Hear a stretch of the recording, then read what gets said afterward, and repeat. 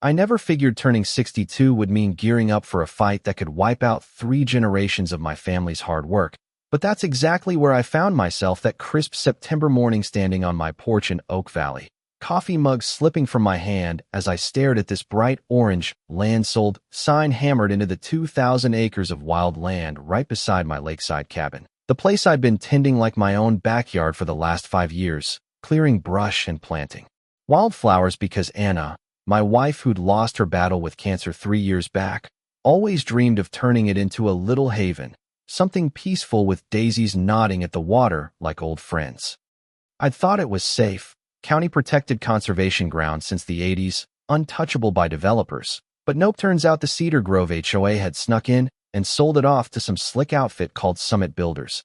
And there was Susan Blackwell, the HOA president who'd been lording over our neighborhood like her own private fiefdom for a decade, striding up my steps with this phony document sporting a shiny red stamp she'd probably bought off Amazon, waving it in my face with that smug grin, saying, "Face it, John, you lost time to pack up your little hobby farm and move on, old-timer," her voice dripping with that fake sympathy that made my blood boil, because this wasn't just dirt to me.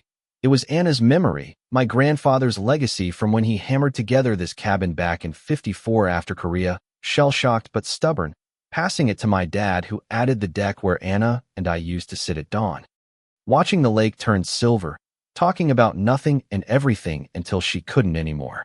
Man, the rage hit me like a freight train. I'd overheard their shady little meeting the night before, thanks to my neighbor Pete who'd planted a bug near the community hall out of pure paranoia over his barbecue grill finds. And I'd caught every word on my phone. Susan cackling with her cronies about, "That stubborn old fool Harris won't know what hit him till the bulldozers roll in," plotting to cash in on land that wasn't theirs to sell, all while pocketing maintenance fees that never maintained a damn thing. Her motive clear as day: power and greed.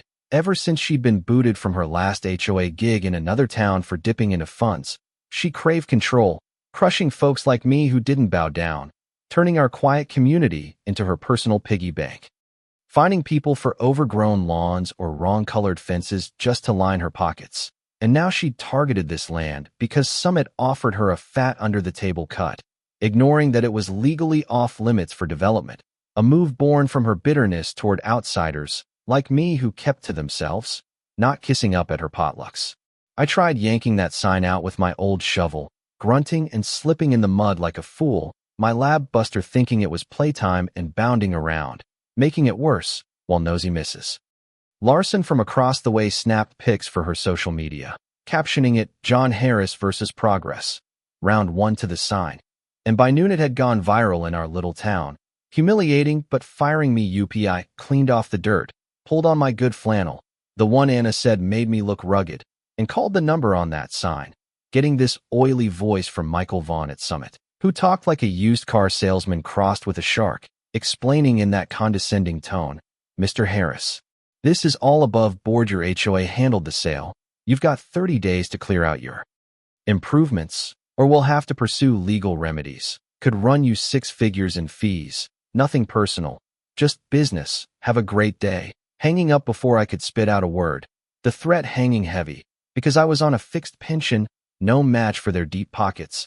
But this was about more than money. It was betrayal, the land feeling like an extension of my soul after losing Anna, where I'd scattered her ashes under an oak, whispering promises to keep her dream alive, and now Susan and her crew were stomping on it for profit, her inner circle including jittery Secretary Linda Wong, who documented everything like her life depended on it after her own bad HOA run-in years ago, and Treasurer Ed Klein, who got a kick out of tallying fines like scoring points in a game, all loyal to Susan because she fed their insecurities, promising protection in her twisted empire.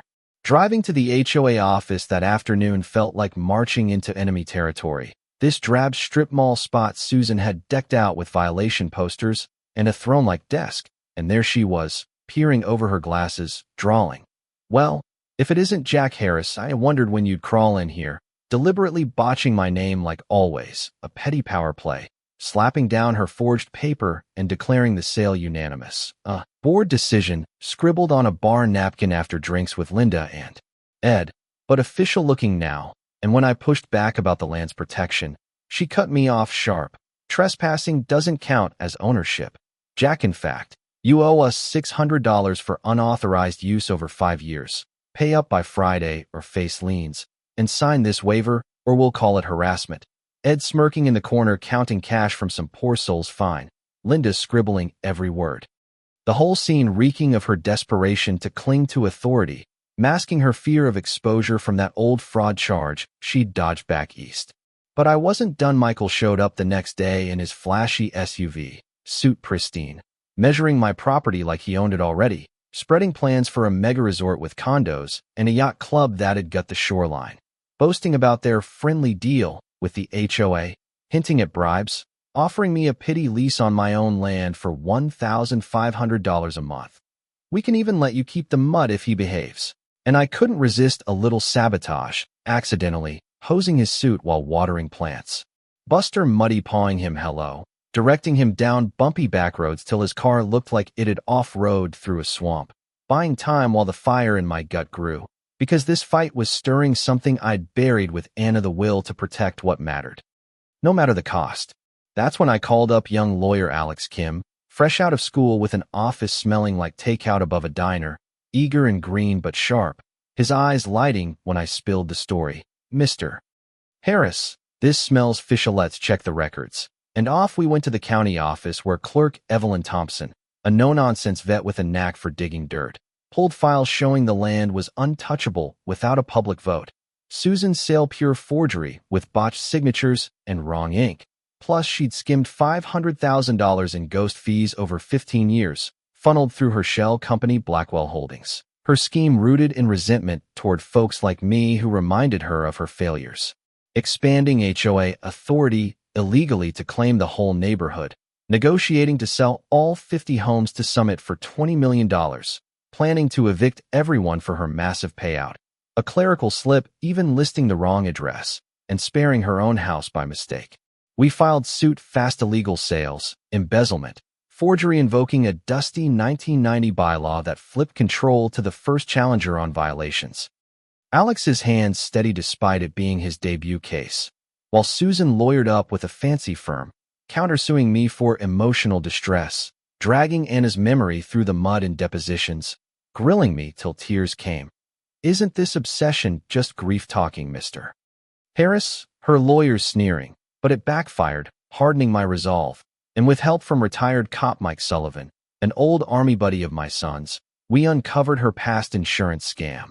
Recordings of her bragging. I've played these hicks for years, Florida retirement, here I come. Her empire crumbling as neighbors whispered, her rally flopping with just her brother and a stray cat showing up. The courtroom climax hit on day 7. Judge Harlan pounding the gavel after reviewing our stack, declaring me the new HOA head. Keys handed over as Susan exploded. This is outrageous. I ruled for 10 years, grabbing wildly, escorted out sputtering, her Summit deal voided, facing probation, 600 hours cleaning the land she'd tried to destroy, repaying every cent, while I sat there, heart pounding, thinking of Anna smiling down.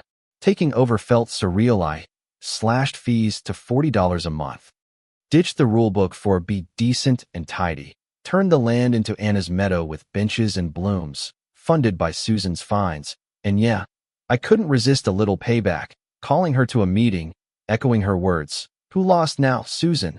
Mandating her house go lime green. Grass exactly 3 inches. Her fuming but powerless. Eventually renting a tiny unit in the old office, begging me for thermostat tweaks. Poetic as hell. But here's the twist that still nags me. Was I too harsh? Turning the tables so completely?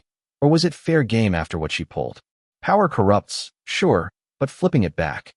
Did I become the bully? What do you think? Ever dealt with a neighborhood tyrant? Or felt that rush of justice that borders on revenge? Drop your stories below, like if this hit home. Subscribe for more real-life underdog wins. Your take could spark the next big discussion.